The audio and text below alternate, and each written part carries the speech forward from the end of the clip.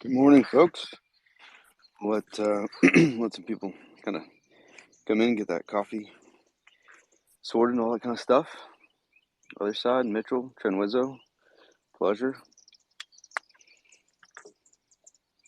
Hope everyone's having a nice long weekend here in the U.S. if you're stateside.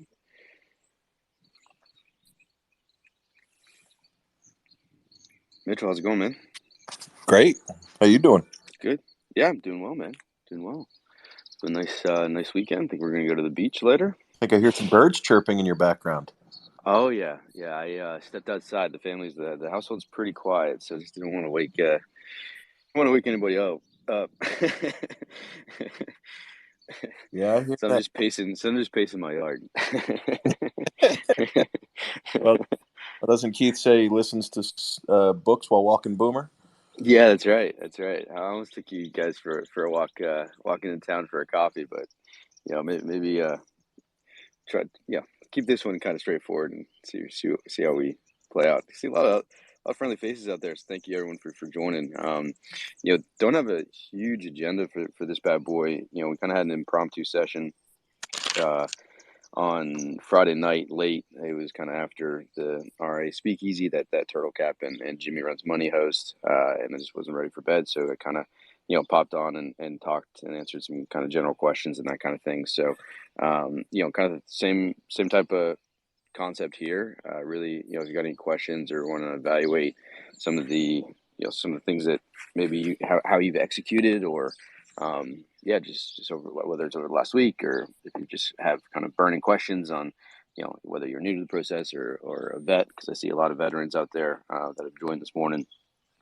Again, this isn't just me, so please chime in, speak up if you've got anything else to add. The one thing that certainly, and Mitchell, I know you kind of tweeted about this yesterday. Um, it seems like folks are a little offside on their position sizing, at least those that have been a little vocal about it. And so, I think that's probably the best place to start is just to refresh or rehash the importance of sizing, and then it goes hand in hand with that is timing, right? But sizing in particular, and when coach hits that button in RTA, he gives himself three dots. So think about that as, again, if it's like a long ETF, that means, US, equity, that means he can take it to 6%. So if, again, I'm not saying that he each time he doesn't really hit the button that free, like he rarely goes to three unless he's like completely got the timing wrong. So, you got to think about that as to the way they used to think about it was, okay, like take it to my min or maybe my mid, right? And I think it really just depends on where is that kind of like ticker inside its range, and then other factors like the VIX and volume, et cetera, right? So, I think keeping that in mind is, that RTA is a signal of like this setup is a good risk reward, right? Where it is from a price standpoint, what he's seeing across the other, what he's seeing across the board in terms of inside the game. This is basically one of the better setups. So if he's shorting something, it's at the top end of the range, or if it's if he's going long, it'd be kind of at the bottom end of the range. And we've kind of discussed this with GDX a few weeks ago, right? And like where that setup was in that moment in time, and how that was indeed a good play for like that setup. Now it's turned out not to be, or what I guess it's like regaining signal strength. But point is sizing is really important, and having like other factors that you can lean on to help guide you in that process, to help guide you kind of understand, where is that within the risk range, what other kind of components are happening out there. I think it's really important. So if anybody's got any questions on the sizing side, let's talk about it. Yeah, yeah, I think that's pretty important. As you mentioned, I did tweet about it yesterday. Um, I, I I don't want this to I don't want it to sound the wrong way, but at the same time, where people seem to be getting caught off sides with their position sizing, if I can't tell you how many times I heard uh, KM stress patience last week. Yeah, yeah. I listened to the Megatrends call late Like, and I was tweeting about patience on Wednesday, and I was tweeting about patience a little bit on Thursday, and then I listened to the Megatrends call, and at minute 5, I believe the quote was, "Patience is is your best.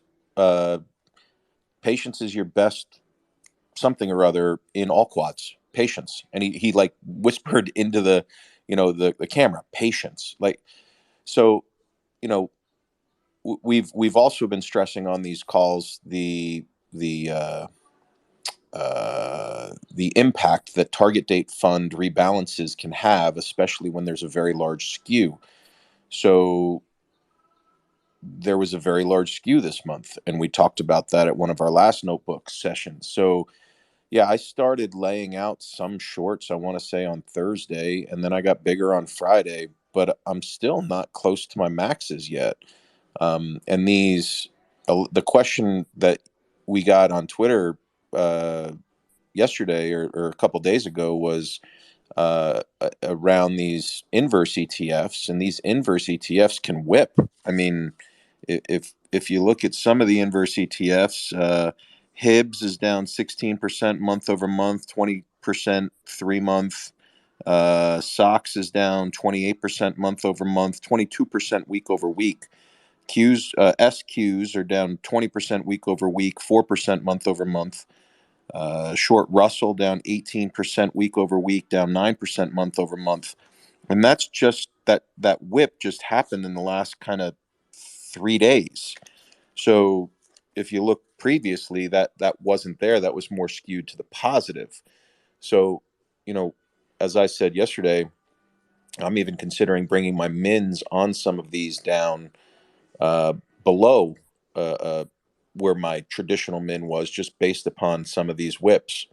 Um, or you can, in quote, break your rules, but then why have rules? So looking at the notebook, you can redefine your rules, especially if you see something that you don't like, or that might be going on that's, you know, abnormal. Um, but I So go ahead. yeah, Mitch, no, complete your thought. I didn't mean to interrupt. I thought you were about to finish your thought. Yeah, I wanted to just provide some example to folks. So let's say I know Keith has 6% as his max, then his 4 is his mid, and 2 is his min for a position. Do you follow the same? Do you have something different? If you could share with the audience, that'd be great. when it comes to equity Sure. ETFs, Yeah. yeah, I try to I follow uh, the same, but it's different when you have an inverse ETF because it's 3 times levered, right? So you Yeah, yeah. Keith doesn't use inverse ETFs. He can outright short things, but many retirement accounts, or those accounts that can't If short, it did right. you can't you I don't think you can use these inverse ETFs as like, hey, let's just short this, like he would short, half the retail names he was shorting, right? On these, you have to use them much more strategically and tactically. um and you know Again, we all talked about, so you can use 1% to 3%, but you also know that they're 3 times levered, so you could use 50 bips to 150 bips, right? So it and I think, as Keith said, timing's everything, right? So when you have him screaming patience, when you know that target date rebounds are coming, when you know that you're going into a long weekend, it's not a function of changing the process, but it's also, how many times has he said, be aware of the macro calendar, right? Target date rebound is part of the macro calendar when you have a skew as large as you've had, and you're heading into a holiday weekend where you know that volume is going to be down. Countless PMs are off the desk, they're already on the beach. If your active sellers, if your PMs are your active sellers, right, and your target dates are just going to be there, computer generated, you're going to have less selling, you're going to have more price indiscriminate buying, and you're going to have a larger rally into the month end. And it's not necessarily, in quotes, month end markup, it's just a programmed buying. And you Right. have, It's you that, had. and it's also the specialists, the way they act, right? So, for example, absolutely to Mitch's point, if there's a kind of an imbalance in buying and selling, what ends up happening is the specialists who do have a sense of the overall ask in the market or the bid in the market, they tend to take the other side farther away. Now, this is demonstrated and witnessed on both the sides. So, when by 2 p.m., it is clear for the specialist that certain amount of uh, inventory won't be satisfied with what's available in the market or what's trading, based on numerous computations they have, because usually most of these execution firms, so be it Wolverine, be it countless other execution firms, they break up chunks of every stock, every symbol that trades in 5 minute chunks. And they do have certain orders, which are either to buy or to sell, to execute. And by 2 p.m., they're pretty clear whether they're going to get an overall fill by 4 p.m. or not. So let's say if they see a huge buy order imbalance, meaning there's more buyers than sellers, as the example that Mitch was describing, what ends up happening is they start keeping the ask away. And in the olden days, when it was all manual trading and cry trading, right, outcry trading on the floor, that's what specialists used to do. They used to Yeah. always take the other side. They would buy when the crowd is selling, and then unwind the inventory on the other side, and vice versa. They would sell when the crowd was buying, but while doing so, they have to do it from an advantageous point. So they don't sell just to keep an ask.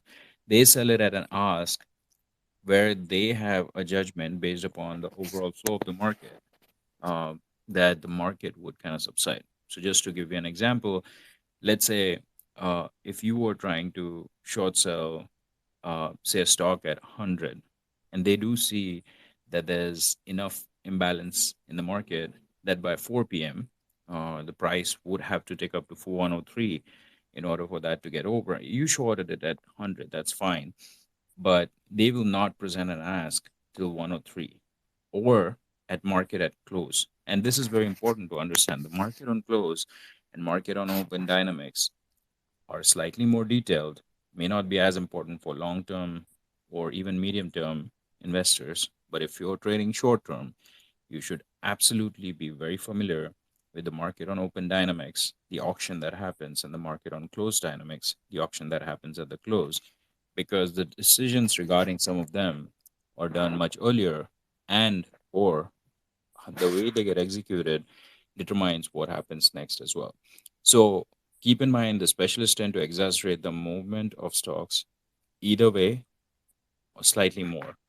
Now coming back to position sizing. So any questions or comments on what I just described about and today the specialist work is done algorithmically, not necessarily by human specialists, Right. but it That's important. operates the same way. It operates exactly the same way. So Yeah, I any think it's questions important. I on think it's this before important, but we go I to think tech? getting lost in those weeds is maybe not for everybody, right? Like, but if you are, to your point, Trent, if you are kind of much more, near term focused or kind of day trading, then definitely be paying attention to those components. Well, Or if you're trying to execute, basically end of the it, day, right? End of yeah, the day stuff. Yeah. if you're trying to execute your buys, or you're laying out some more shorts and you're Yep. adding to certain positions. I executed on Thursday and Friday in the last minute and a half of trading, Yep. and they were pretty close to highs on things, which meant I got pretty good prices on my shorts. And Yep. I still didn't, and knowing that, so I I'm at a spot now, position sizing wise, where I'm comfortable with where I am, but I'm very well aware that I could almost, add another third to my short positions on Tuesday if we do have follow through. The difference that you have on Tuesday, the different dynamic that you have, is even though you have target date rebound finishing up on Tuesday, you also have the dynamic of all the traders who didn't do anything last week who might be selling into that come Tuesday. So I'm comfortable with my positioning on the short side, but I also know I can go much bigger given that it is the last day of the month. So it's just being aware of the calendar. Right. Then if you actually were in, if you're in the notebook, and Robert, I know you're always in the notebook, skews on tech skews on all the indices, and we don't know exactly what the risk ranges are going to be. But if I'm a betting guy, these risk ranges are going to be huge to the downside. I'm betting 8% to 10% between S&P to the downside, Nasdaq probably around 9, Russell probably around 10 to the downside versus minimal upside. On tech, you probably have anywhere from down 9 to down 15, 16 on Tesla to the downside versus minimal to the upside. And again, I don't know what the ranges are going to show. I'm just trying to, in theory, front run based upon what I've been studying, right? So when the ranges come out tomorrow, I'm going to see how close I am to what the ranges are. But if I'm a betting guy, the setup is going to be significant to the downside with huge implied vol discounts. And if that gives me another opportunity to execute tomorrow into the close, well, great. Possibly a little carry forward into the following day based upon new money hitting bank accounts or people getting paid, so hitting 401k accounts. But I think that this is about to run out of steam, is at least short term, is my bet. Right. Now let's talk about position sizing for medium term, right? For intermediate term, not short term, not day Yeah. trading at all. Yeah. Good segue. So I wanted to share with folks, one of the satellite tactics that I do have, which I think needs further investigation based upon whatever your risk appetite is, right? You can evolve it the way you want. But let's say I want to create a short factor position for consumer, because you saw recently how uh, Keith ended up saying about short the consumer, right? So what I'll do in that typically is I'll create a, a percentile calculation based upon a few factors. So one of the factors could be, for example, if you think that because of increased cost of capital, there's going to be a problem, or increased inventory, there's going to be a problem. So I'll common size that inventory factor within retail, so inventory to sales ratio, and I'll rank order them with a certain percentile ordering. So what that means is if Walmart has the most inventory to sales, then I'm going to have that as number one.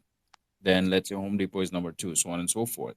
And this would be within the context of a certain market cap size, right? So I'm trying to create a basket here of the worst inventory to sales ratio stocks. And I'm not saying Walmart and Home Depot have that right now. There are other stocks which have that, but I'm just giving a hypothetical example. You cannot take outright inventory as a number. You have to common size it to their sales, and then further common size it using percentile for that ratio. So inventory to sales is one ratio.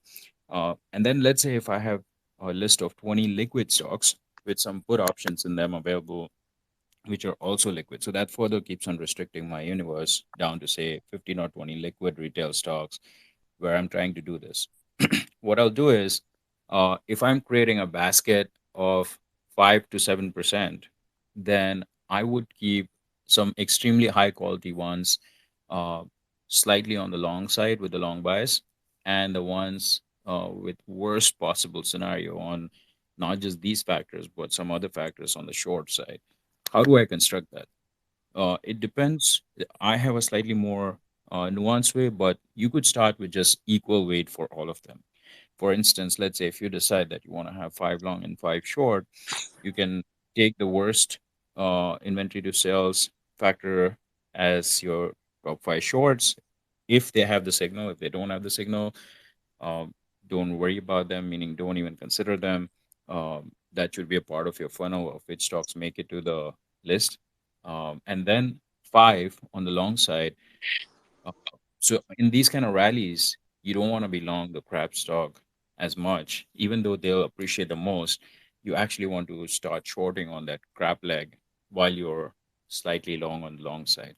And at the end of this bear market bounce rally, you're going to basically press your pedal to get to the max short position on these. Equal weighting is perfectly fine. If you want to get slightly more nuanced, you can have the weights inversely proportional to the volatility of that individual stock. So, for example, instead of having 5 1% positions, you could have 5 positions where the least volatile stock gets 2% instead of 1%. And the most volatile stock gets 0.5% and everything else in between, right? So that way you're going to construct your this one factor um, satellite where you're using inventory to sales, you're using volatility in order to construct that long short. Now, should you take all of those positions at one shot? Ideally, yes. But what I tend to do is if I'm gaining a ton lot in on the short side, and if the price starts moving way away from certain momentum indicators or certain mean values on the specific levels, uh, especially for the IV to HV ratio or implied volatility to historic volatility ratio, then I would basically book profits on them on the short side, and same on the long side. So I don't have the long and short uh, on at the same time, except for when we are going through these kind of sporadic bursts. So that's one Yeah, way. Trent, it's so important to me. Again, I mean, not to summarize, but where you are in the range, right, or where you are from a time, like from a general timing standpoint, influences drastically how long you're basically, at least influences me how long I'm staying, or like how much like breathing room I'm giving it, or how quickly I'm taking basically profit off the table, right? So, we were coming off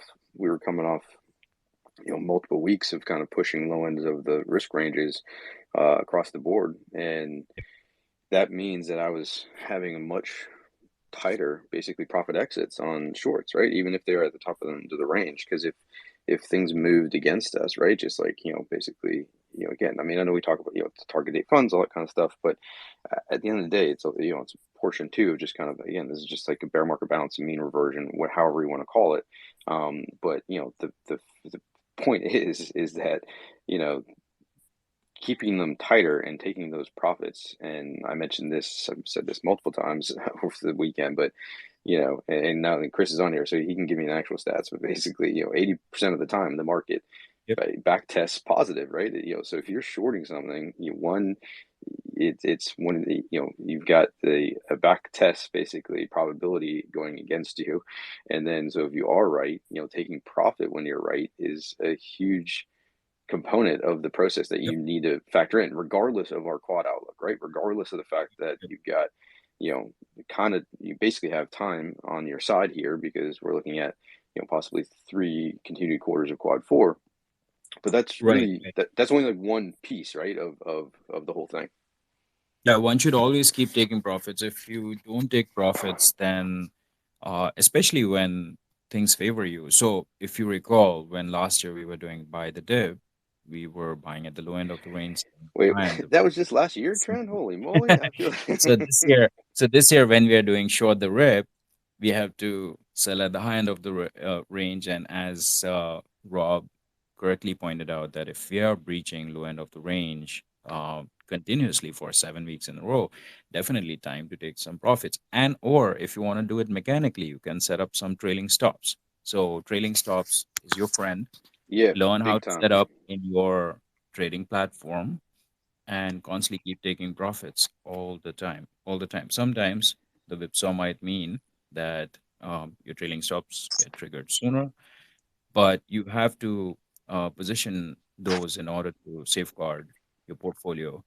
And also, in my prior example, the way I was explaining, um, I don't put up all my entire basket for say the 5 out of the 10 positions for the short on that one factor at one go. I do it incrementally, just like how Mitch was describing. But for me personally, Well, the other my thing too, single Trent, is like even if you have like your basket of like, okay, these are like my five that I want to go attack. They're not all going to be set up like they're going to trade differently, right? Like exactly, exactly, one might have a much better setup than another, right? And it's kind of one of the things on exactly. Friday when I was saying, the Russell was a much better setup than shorting Qs or spies, right? And because Can I yeah, go ahead. just jump in really quickly because Yeah, go ahead. this has got really complex really quickly. Can I try and just from okay, I don't do stocks, so I don't do any of this rubbish talking about companies and stuff. So take this with a big pinch of salt, okay? But if we Let's take just it back to the indexes. That's fine. okay, Let's do so that. just 1 second, right? So Yeah, you Yeah, can do if the you same just on the think, price momentum also, right? if you just think about XLK, just think about XLK. On the daily range, you're at the top end of the risk range. On ETF Pro, and I don't look at it every day, so I've just had to go back and look at it. You were right in the middle of the range on ETF Pro. So across two different time frames, one was a good trade. I'm doing little air quotes. And the other was a 50-50 trade because you're right in the middle of the weekly range. So why would you be as big in your shorts? If you're paying for all this data, why would you be getting too big in your shorts if you're right in the middle of the ETF Pro range? Because the questions that have been coming up this week have been about getting into these shorts too quickly, right? Because then, so you've got two products with the data. One, you're right at the top of the range. One, you're right in the middle. And then two, just completely anecdotally, and the thing that I hate, which is narrative, the markets were going down for like 7 weeks straight. So why would you be piling into your shorts after the market going down for 7 weeks? And even the Qs on the ETF Pro, right? Is top end was a bit higher than where we closed on Friday. Yeah, but Friday. Yeah, that's what But I'm it saying. wasn't on Wednesday. It wasn't Wednesday. It wasn't Thursday. No, I agree. Yeah, 100%, Chris. I mean, it's. But what I'm trying to say is just to try and simplify the conversation a bit. Is the conversation came up on Friday of people are making the comment that I'm already getting to kind of max size, and I'm just trying to say you've got two bits of the product. One, okay, the daily part, yeah, okay, start adding shorts, but the weekly part wasn't saying that because you were right in the middle. Yeah, 100%. 100%. All right, well, that's a good way of wrapping up that convo. We got a few folks up here. Tommy, I know you came on right out of the gate, so I don't know if you got any specific questions or anything like that. But when we open it up the floor, some conversation, some questions, conversations, stuff like that. And Chris, you always do a great job of simplifying things, so thank you. That's because I'm pretty simple. If there aren't any questions, we can just keep chatting about Jordan stuff. But yeah. Hey guys, good morning. Morning. Chris, I'm glad you brought that up about if the market's been going down for 7 weeks, how do we look at these inverse ETFs? You weren't talking about that, but other side, I'm also doing the inverse ETFs.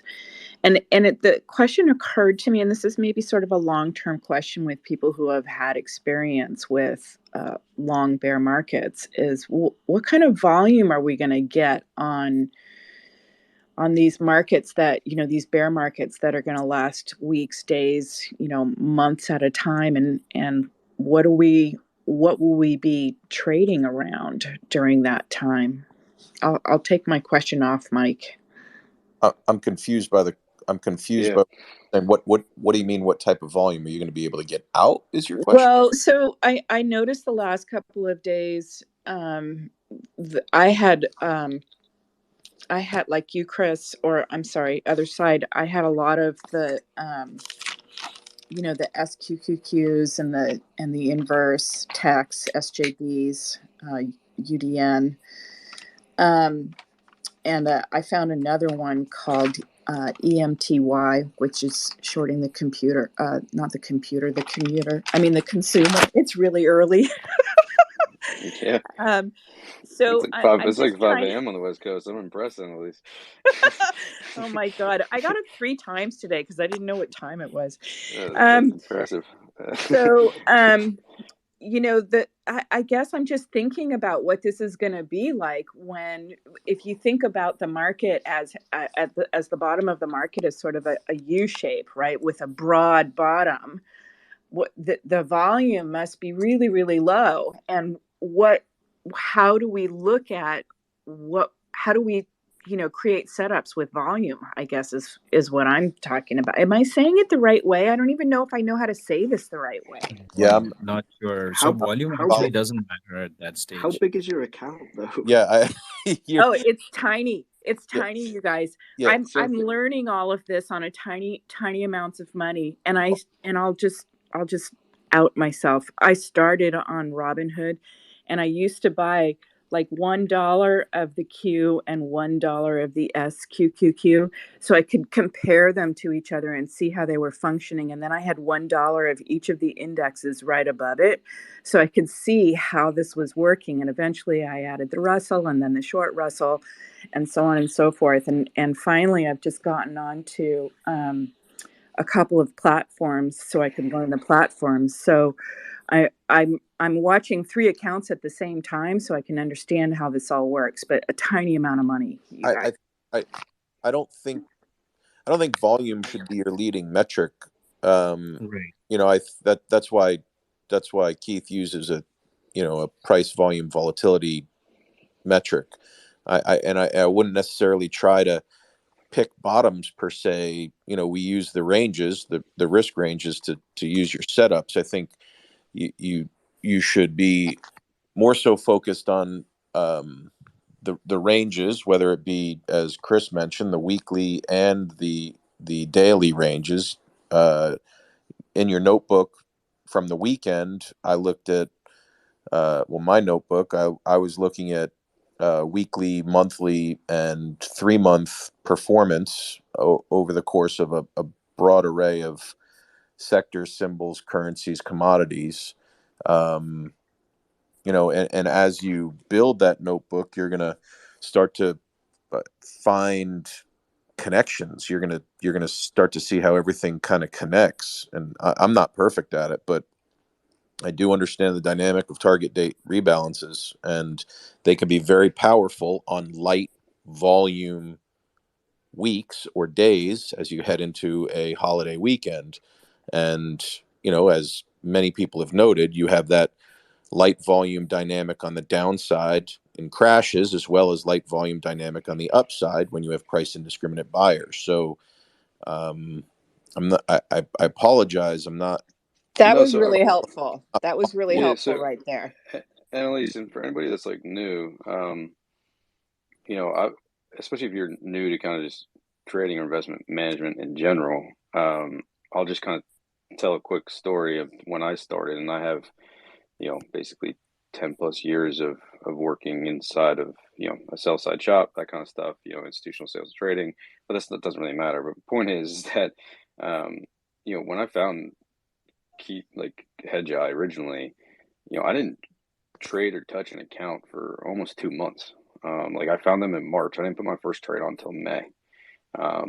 So May of 2020. So that was March 2020 to May of 2020.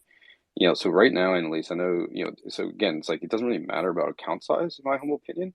It's all about kind of trying to understand your process. Like this is, I can't stress this enough. Like everybody on this call has a different way of, they have a different risk tolerance. They have a different way of approaching their portfolio. They have a different way of, how quickly they can kind of like trade, or like how comfortable they are trading. I think the biggest thing, and something that, I've certainly have heard this week, is, it's make it, you got to make it your own. And you got to find stuff that works for you to help in your decision making, and focusing on the like core 3 things, which is price, volume, volatility. But really it's price and volatility, right? So, and at least when things are getting not even squirrely, because things aren't even that squirrely right now, but the volatility VIX in conjunction with where you are price, aka where you are in the range that you get from Keith, like, it sounds like you're kind of, you're focusing on, in my opinion, the right things, which is basically the risk ranges we get daily, and then to Chris's point about kind of overlaying that with the ETF Pro stuff. Now, it's awesome when you get kind of like overlays, like basically QQQ is kind of an overlay for the CompQ, right? You've got the Russell on there, which would be Russell in the daily risk range. You got the IWM and the ETF Pro. So these things basically, to me, I would really hone in on how those kind of weave or interweave throughout the week, and then over the weekend, and see kind of like, what is the, how does the volatility impact those ranges? And then, so the ETF Pro is going to be trends. So that's going to be kind of, basically your 3 months, so your longer term, versus the daily ones that you get from within the risk ranges. So I would really kind of hone in on those, and not, I wouldn't even be playing inverse ETFs right now. They like, you're gonna, even if it's small, you're gonna lose 50% of your capital if you're not understanding like the time, like the components there in terms of like when to Right. actually. Yeah, I honestly And wouldn't even try. just I to like add, Annalise, I wouldn't even trade right now. To be perfectly honest, right, I would just be. to add, yeah, what you could do is if you do want to get a simulated feeling of how it feels like trading with these things, and given the volatile markets, you could even do it in the simulated account. So various brokers such as TradeStation or Thinkorswim or otherwise, they do provide you simulated accounts, and you could put this process in place. Think of it as your training grounds, and then do it over there first before you risk your hard-earned money. That's one way to do it as well. But definitely studying, internalizing, as how Rob put it, is absolutely important. Now, Rob got acquainted in March 2020. That was uh, that was an era of the equity markets globally, which gave PTSD to many people, right? So post-traumatic stress disorder. So from his standpoint, not starting until May was very prudent. So Rob took a very prudent stance, right?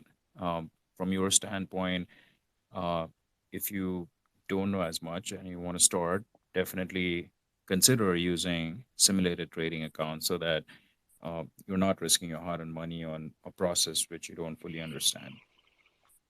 And again, it's not that you don't fully understand it, at least it's just there's just a lot of moving pieces, right? And so, there's a Well, lot of I don't fully understand it, so I'm not going to pretend like I do. yeah. So And I do, and like I said, you guys, I'm trading with very, very small amounts of money. I mean, yeah, but tiny, I think tiny that doesn't. amounts of But money. again, like that doesn't matter, right? Whether you're trading like $1,000 or like $100 million.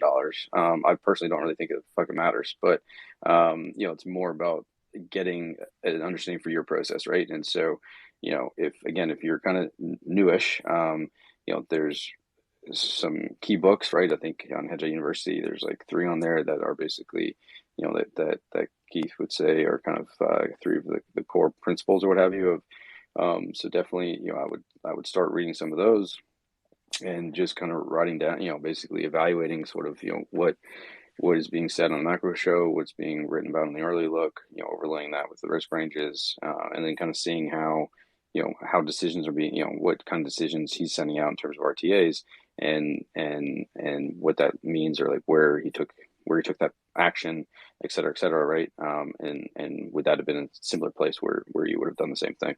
All right, Jimmy, let's kind of move on, or not move on, but Jimmy, you got a question, buddy? Welcome. Good morning. Yeah, good morning, guys. Wishing you all a very restful and reflective Memorial Day weekend here in the U.S. Thank you. I got a question about the process about layering in the shorts incrementally, and I got a couple examples. Maybe this is best for you, Trent, but I'd love to hear what you guys have been doing as you observe some of these names that previously have been making lower lows in this kind of confirmed vicious bear market snap back this week. So, for example, Tesla, which cratered and was looking really ugly, hit the top end of its range, I believe, either Wednesday or Thursday. Peak north of 700, right? Like 707, 708. Put on 1% short, and then I think at the end of the week, that was on like a 6 or 7% rip. But then it followed through with another rip, and it got to the high end of the range again. Like 750 ish. So I added another 0.5%. And now we have a long weekend, right? So, my sizing in short in Tesla, I like. It's not going to blow me up, but I'm looking at next week. At what point do I keep incrementally layering versus saying, hey, I'm hitting the top end of the range, but maybe I got to cover and then get back in 10% higher, right? There's something to that. So that either covering totally and waiting for higher, or to just be patient and incrementally layering in is something I think I've struggled with in the past. Yes. So again, these aren't perfect because they're just generic, but CBOE does provide both volatility on Apple and Amazon. So for Apple, it's VXAPL, and Amazon is VXAZN, or as a Canadian would say, AZN.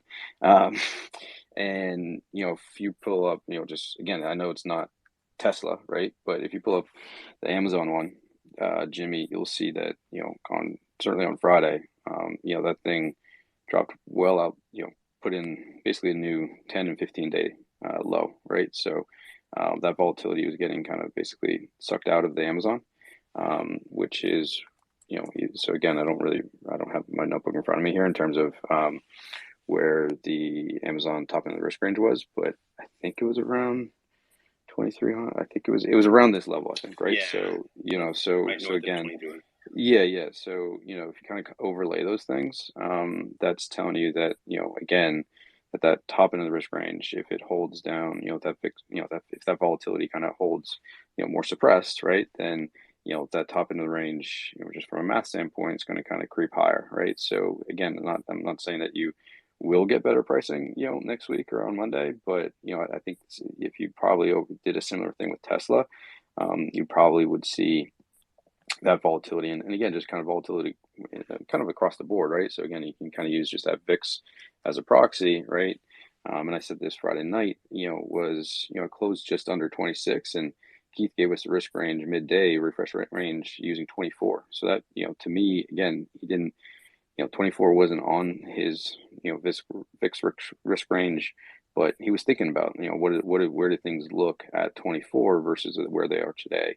And that was another kind of commentary that sort of kept me patient, right? Because it's like, okay, I'm not saying it's gonna go to 24, but it's possible, right? And again, you don't always have to like bottom tick something or top tick something. I think sometimes being a bit more patient, having it confirm the price action for you, where you're still getting a very good price or very good entry, can be even more worthwhile. And that's another thing, just going back to kind of sizing. You can get it to your min or what have you, and always layer in or pay up, quote unquote, pay up for something, or short it a little bit lower, right? There's, call it pressing it, right? So you can press it a little bit lower, letting that price kind of confirm, so that you're not sort of, quote unquote, chasing it or sort of trying to, get a better cost basis, et cetera, right? So, but that would be my two things there on the Tesla side. I don't have the volatility on Tesla, but just kind of overlaying some of those other, volatility components, because that's really going to drive the price. And I think for Tesla specifically, the fact that it cratered so hard over the last, let's say, 2 weeks, this vicious up move in some ways continues the volatility. I think KM's talked about that versus some of these other names that Yeah, I are mean, maybe 2-3 weeks out of their earnings release and they're starting to form something, right? Whether it's yeah, consolidating. I think the 1 month price on the highs around like 950 on Tesla, right? So we're well underneath that in terms of where trade and trend Excuse are. me. Right. Yeah. So Jimmy, I'll give you a free resource, right, for these volatility on individual name stocks. And yes, for the major stocks, there are specific VIX indices which are created by CBOE. But let's say you have a stock which is large cap, fairly traded. You do want to have short on it. You're trying to figure out how do I get the vol data on that. So there are two sources. One is ivolatility.com, but that's a paid service. So if you want it free, and if you do have a Fidelity account, then, or just open one, right? They don't even ask for any minimums. You can just have a Fidelity account, and in their research section for options, they do provide a free feed from ivolatility.com, where you can literally see past 1 year, 2 year, 5 years worth of implied volatility and historical volatility of 1 month, laid out in a trending fashion. So when your IV is way far higher than your HV30, that's somewhat of a proxy for what Keith uses as the wall. His wall and wall of wall calculations are slightly different, but this one kind of coincides with that. And I've used it quite successfully for Google in conjunction with the VIX Google in the past for writing put verticals and or trading Google directly as equity. It works quite well.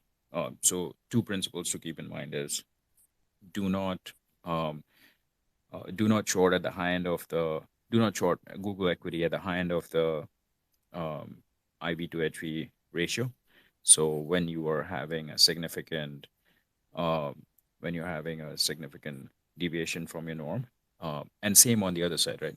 You don't want to go long when there's absolute complacency in the volatility. for that specific stock. So how you layer upon this is, 1 year ranges for some of these, and they can further widen as we go into this uh, bear market, which is just, probably the third or fourth innings that is getting started for a 10 innings game.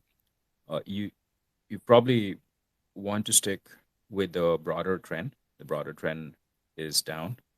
So I would usually look for times when there's absolute complacency in most of these stocks for their implied volatility in these kind of bear market rallies, and then use that as my pivot point to um, add or increase the size of the position. So for instance, if I've decided that I want to have 1% of my portfolio worth of Google put verticals in order to short Google, then I, first of all, I would not have it at the top of the end of the range at all.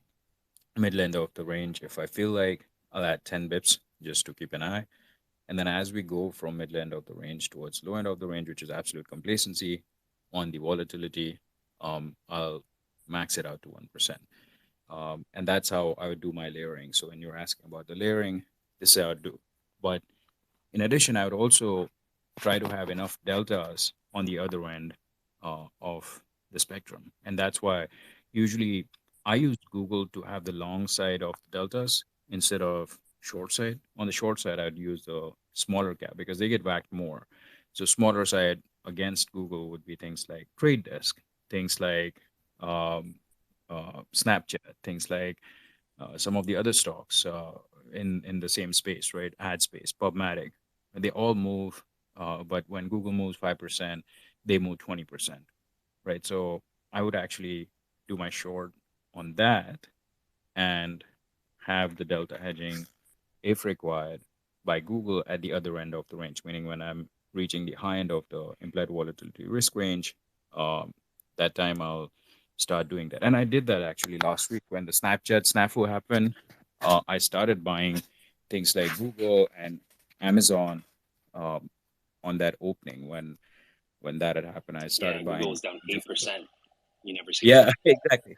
Yeah, I was buying calls on Google and Amazon, and that was not for bottom picking. That was for managing the delta in my portfolio, purely from a standpoint of this kind of rally, which was about to come. So, That's really uh, helpful. yeah. Yeah. I guess I just have one more follow up to this. Like, without getting into single name stocks, I'm looking at something like Coinbase, which is published in the Bitcoin trend tracker. We've talked about crypto in the past. It's something that after it cratered, the 73 top end of the range, held for a long, long time, and it kind of peaked out of that on Friday.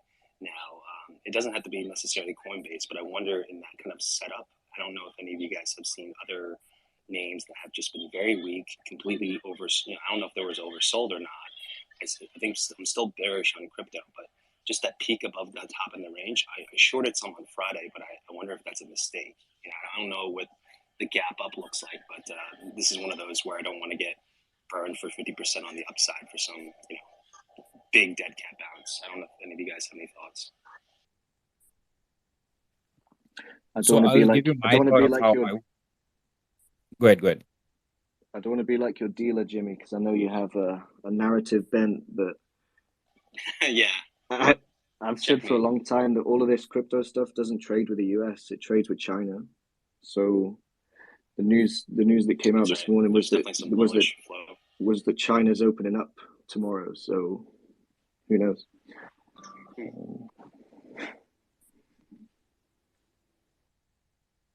So, Jimmy, from a risk management perspective, I do keep very hard lines in terms of stops.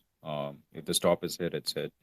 I do not bend my stops, and the stops are a function of whether I'm short on the equity or whether I'm short on the through put verticals. Through put verticals, there's obviously the optionality, right?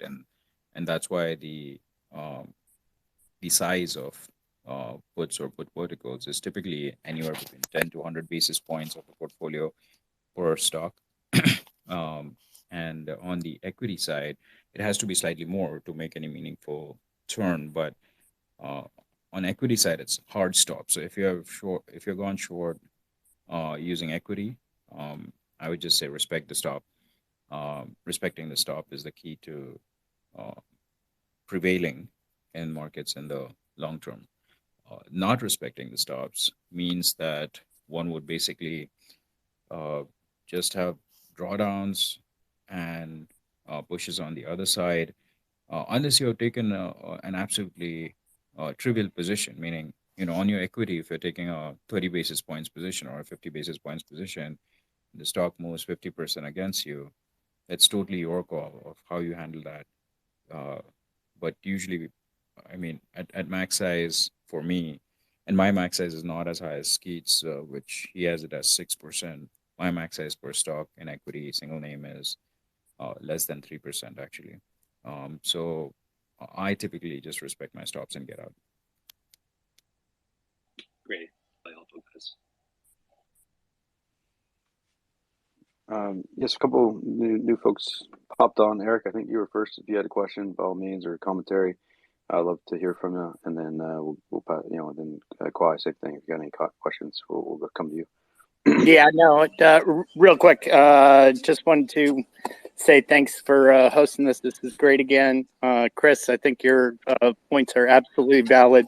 And the exact same thing that Trend is doing with like a Google or whatever, I was trying to hedge myself all through Friday as much as I possibly could against the core positions. And I'm at minimum on most of my core short positions, XLK, QQQs, whatever the case may be. And at the point at which I realized these things are rolling, I said, I just hedged it with the double long SPX or SPX, and it worked pretty well until the last move of the day. And I wasn't bolted in my seat in order to be able to take something down. It already started the weekend, and that's when I got tagged, was from about 2:00 until the end of the day. And that's on me for not being there during that period of the day. But that was the last move that kind of tagged me. Other than that, I had been pretty good during the entire week. So these light volume days, and Friday was another light volume day,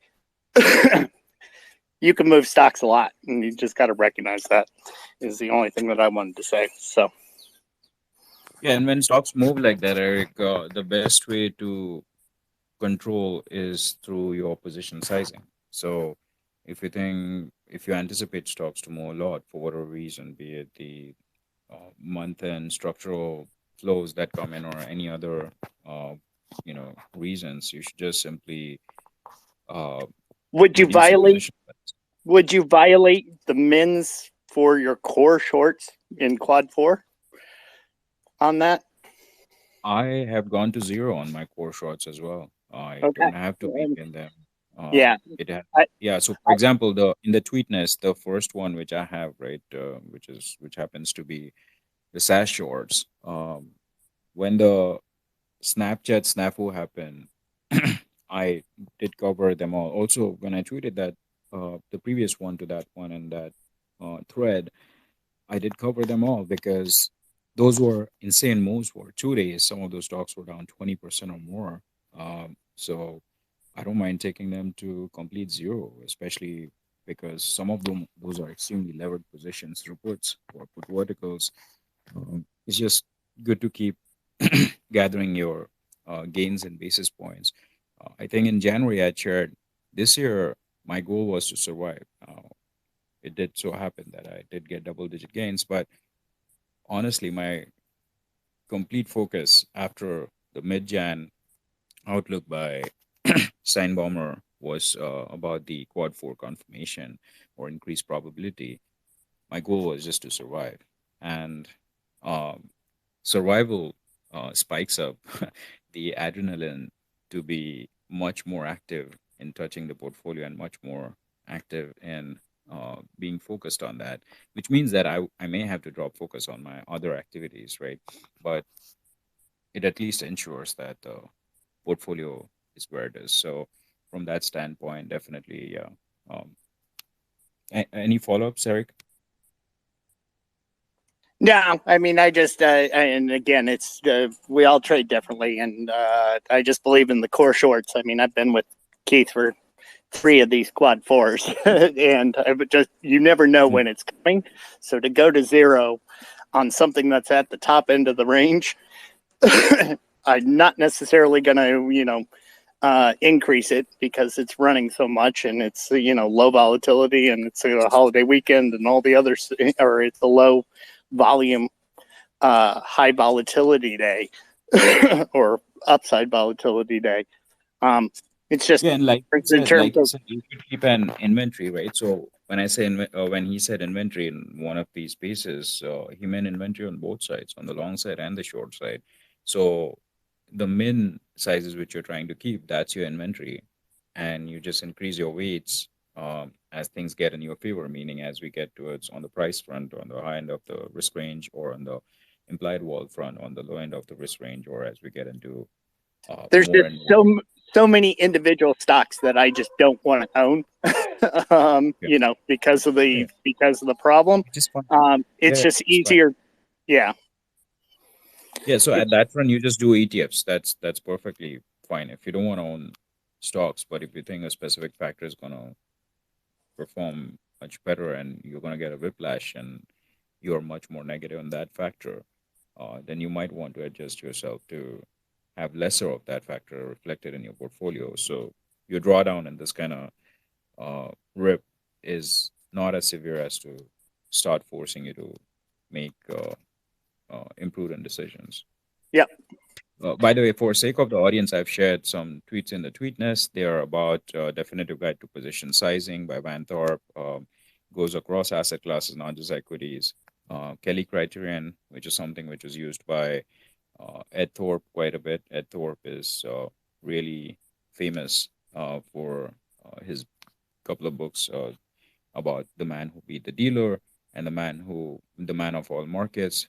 And also Tom Basso. Tom Basso has a famous book as well. So I've shared some of those in the tweet nest. You might want to go through some of those threads in order to see which one might help you from position sizing perspective. All right, Kwai. Yeah, no, that's good. Eric, thanks for that commentary. Or Chris, do you have something? Yeah, no, go with Kyle. All right, cool.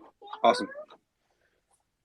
My daughter has joined us, guys. So just she's playing with her food truck here and seeing if I want tacos. So I'll mute myself, but I'm here listening. I want a taco. I do it. I mean, nothing like a breakfast taco, right, guys? I mean, that sounds, it's very Cali of us, or of me, or I should say of Elodie. Anyway, Kwai, did you have a question or anything like that?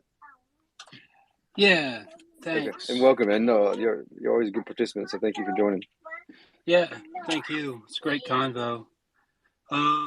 Just a couple thoughts on and they're kind of they're questions, just trying to understand. Part of the battle is trying to find the question. On position sizing and options, just some anecdotal evidence, like the HYG sell signal. It came out, and then like 2 hours later, there was a cover signal. So that's how fast it moves. And if you're looking for a sort of stick in the mud on position sizing, I picked up an HYG put option about 2 weeks out on that, and it moved 97% overnight to the downside. Now that was it was just a few basis points. So that's kind of what you're into, right? There's the price volume volatility, which goes into the risk ranges, and that's a model, right? That's a mental model that's imposed on the market to sort of position probabilities. Okay, now's a good time to act on whatever the signal is saying. But that's just the starting point. Now you've got a question of how far above the market or below the market and how far out, and even on, to add another dimension there, what about market dynamics, market positioning, like open interest, volume. So there's a lot in there, there's a question in there somewhere, but those are just kind of my 2 cents. That's currently what's on my mind. There's HYG, and I picked up some Apple. And then there's the healthcare, AMN, XRT. I got into XRT, IWM, Qs, and the Ys at the end of Friday. Small, near date. I usually go because what I keep going back to is when Keith was on the call, this Twitter Spaces like 3-4 weeks ago, and he went into some details about his position sizing being like 25 basis points, and he was talking about like 7 to 14 days till expiration, so super short term, super small. So I'm gonna mute myself and see what No, that's a good reminder, right? And again, I mean, even the if you can't do options and then you're doing, that's why I always say like the inverse, especially the triple levered inverse ETFs, or just 3x levered anything, right? I got to treat them much more like options, right? So I mean, again, even if it's kind of the only way that you can express it inside your portfolio, that doesn't mean you should really, it doesn't mean you have to take it to, not even have to, like you have to assess what's okay with you, right? In terms of, if 25 triple levered, an Yeah. option is 100 levered. It's No, I 100 to understand. 1 leverage. I understand. That's why I'm not saying. Not everybody does. I know you do, but That's what I'm saying. Like the 3x. It's obviously, that's where I typically have advised folks to keep it to like 100 to 150 bips, right? Again, depending on what you are, but no, that's a really good point, Squad. So thank you. And then just another point on the leverage there. Like Mike Taylor is talking about buying options on these, the Qs, the triple lever Qs. So you're up to 300 levered on that. You buy an option on the SQQ. That's So we don't need to totally get into that on a Monday mornings, but yes, basically. But to the point, no, he's taking puts on basically the TQQ, right? To your point. So so it's like 300. Okay, but that timing is crucial. If you're a retail bug like me, like, bug on a windshield, gnat on the top, like if you put $1,000 into something like a put option on a triple levered ETF, it only has to move a teeny little bit, and all of that is gone. So just buyer beware. Yeah, exactly. All right, so we had 2 other folks come up, and then we're pushing the hour, so we'll probably wrap up here. So Tim and Wasim, and then as I said, we can kind of wrap up. So Tim, did you have any question or commentary? Morning, guys. Man, I can't tell you how much I appreciate you guys doing this, being a part of the community, and you guys putting stuff out there has really pushed me to get better at doing this and managing my family's capital. So my question is, integrating a lot of what you guys have been talking about over the last few months. I think one of the primary problems I've identified in the quad 4 environment is pushing myself to take enough profit. So in this last week or so, we had a nice big down move. Everything moved up nicely, like you would expect it to. Pull a lot of the profit out of my options positions, take down my cash short positions from being just heavy of mid to light of mid, and some of them down to min. But it wasn't enough. Like I didn't take enough profit there. And where we are today, I've given back maybe half of the delta from that move. And I know we're coming up to the top end of the range. The volatility's just on the floor.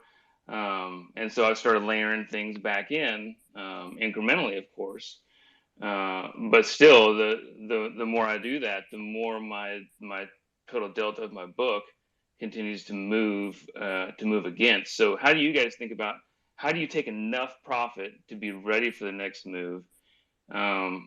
and especially in this environment, because what keeps going through my head, even when we're at the bottom, and I've taken quite a bit of profit, but I keep wanting to leave enough on that if we get a rug pull event, that it's not that I don't miss that. But instead, and I know that's a mental fallacy, a logical fallacy. So instead, the last couple of times I've left too much on. I haven't taken enough profit. I should have taken more, and I would have been in a better position to wax on, wax off again once the VIX got back to the low end of the risk range. So how do you guys think about that? How do you play that mental game? Yeah, Chris, are you there? You typically explain that pretty darn well. If you're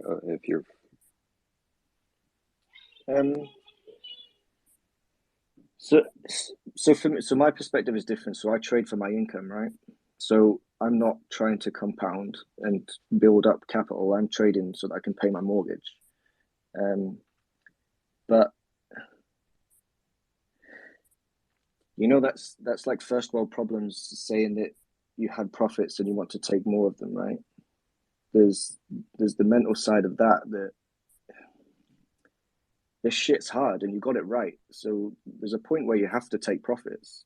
If I get it that things cascade from the low end of the range, I get it, I understand that, but there's nothing stopping you adding something then if it does cascade. It's so hard, especially in options. Not only do you have to get the direction right, you have to get all of the vol components right, the timing right, the decay right, and you got it right. So just take the money, right? There's a point where you're just like, it just keeps going and going. Like, how much better do you want to get? You got so many, instead of just getting it, did it go up or did it go down? You got all of those components right. So at what point do you just say, right, I got this right, take some money? Tim, and just to add to that, I mean, because it then compounds, right? It then compounds upon itself, right? So if you pay yourself, again, you can, certainly, playing with house money, right? So is a huge thing that I've sort of mentally shifted to, right? So again, I'm just for round number 6. Let's just say you put down $100 on an option, right? So that moves to 200 or even 150. Take that $100 off, right? And so you're up 50%, right? So you're up 50%. Take your initial capital out, and you still got basically a lingering piece, and it's quote unquote free money. And you may already do this, but that's been one way for me to kind of address it. But then two, this is through conversations with Chris, Tim.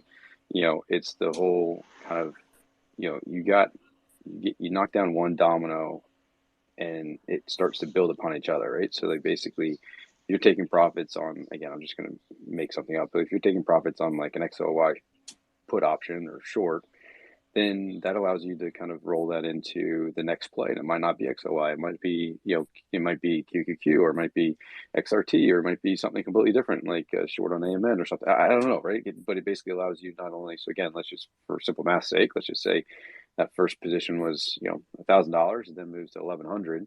Well, now, your 25 basis points or entry position, min size, however you want to think about it, I mean, that then grows, right? And so now all of a sudden, again, a 1% move on 1,100 is bigger than a 1% move or 1% profit on 1,000, right? So again, it's a lot easier said than done, because every investor has different time horizons. But in this type of, in my humble opinion, in this type of environment, making sure that you're taking the small wins to allow you to set up for the bigger ones can really pay dividends along the way.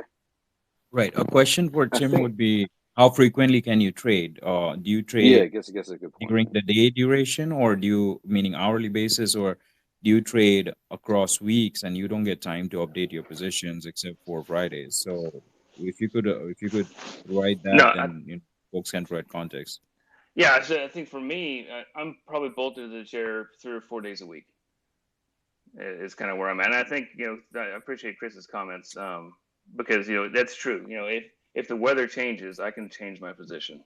And so, instead of having the FOMO and thinking, okay, I need to leave the, most of the profit on, take my money off the table, like Robert was talking about, take my money off the table and leave the profit on. maybe I should be taking more. And if the weather changes, then we can change our position. I think just to that, that's part of what Keith does as well, is that, let's say a 6% max position in anything, right? So he has his minimum, whatever it is, 2% on an ETF. I've talked about this before with Robert on a couple of videos, right? That 2% is effectively a trend following position. If we're in quad 4 and XOK is a short, he shorts XOK. If it meets his VASP signal, he short it and he leaves that alone. The other 4% is effectively how he trades XOK, right? And that's why I think he takes small profits along the way when he gets something right.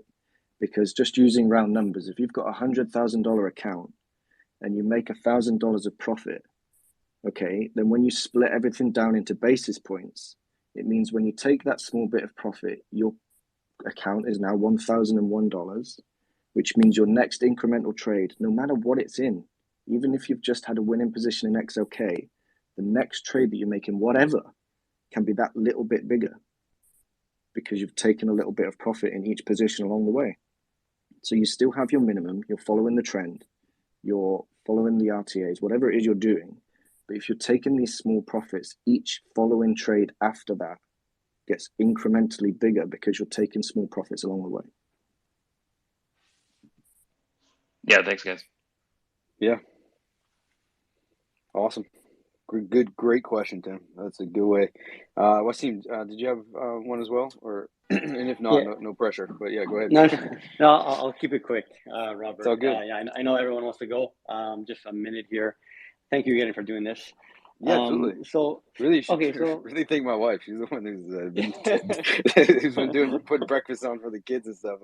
But cheers. Yeah, no problem. Yeah, that's awesome. Okay, so maybe a bit of a general question, I know, but I just kind of want to get a better framework. So currently I'm mostly like very large percentage cash. Like I'm like close to like 80% right now, and my longs, my shorts are bigger than my longs, but I'm like, what percent? Like what in terms of your short sizing, like your entire, like what kind of percentage are you guys comfortable being short compared to your overall portfolio?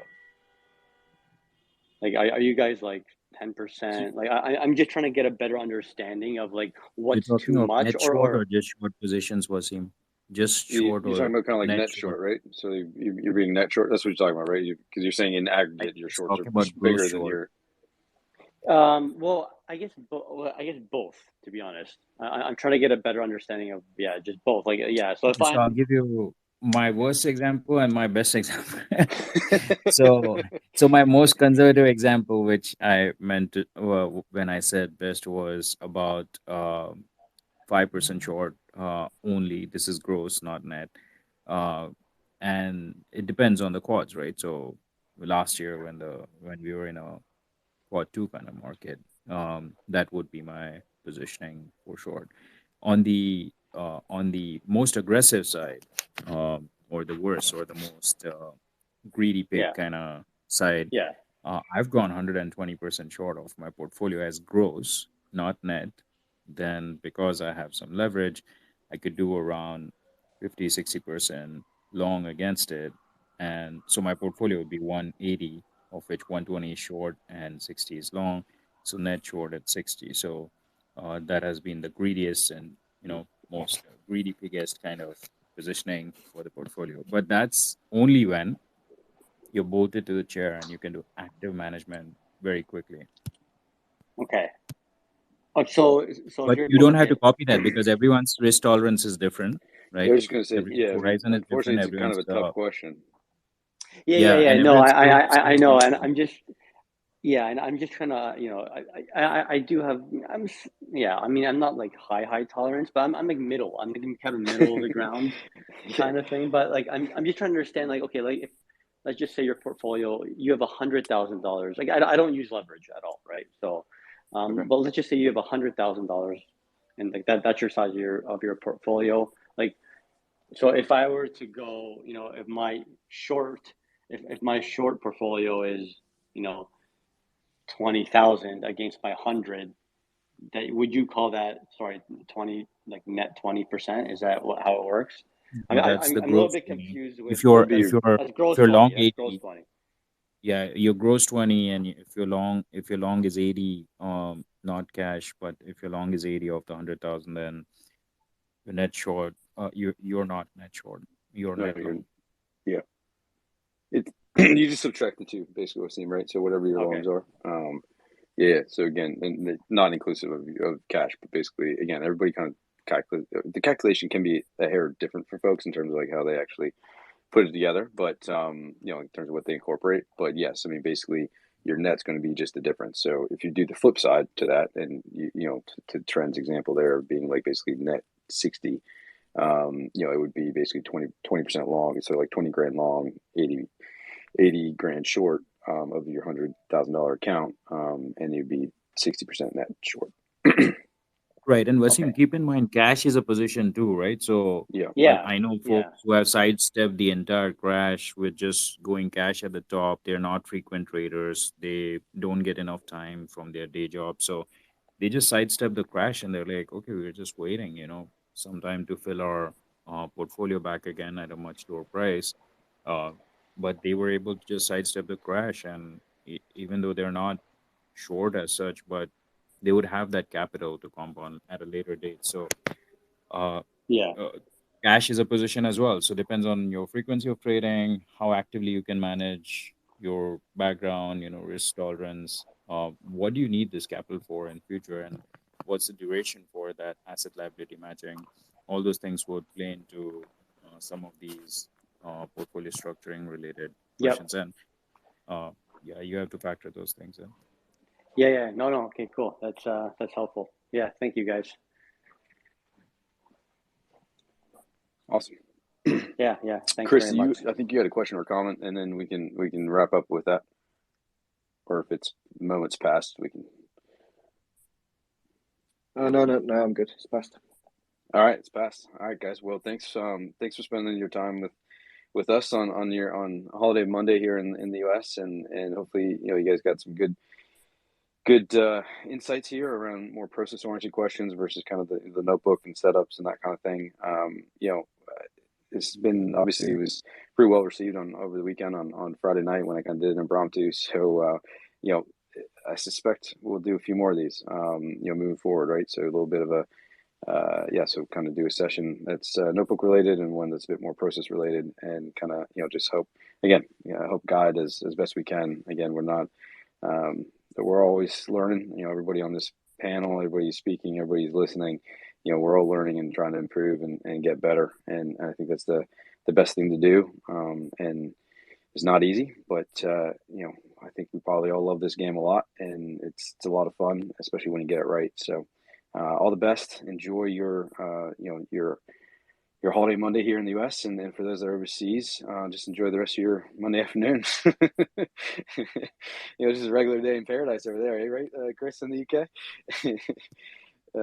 Awesome, guys. We'll talk soon. Cheers. Thanks, guys. Bye bye. Have a great day.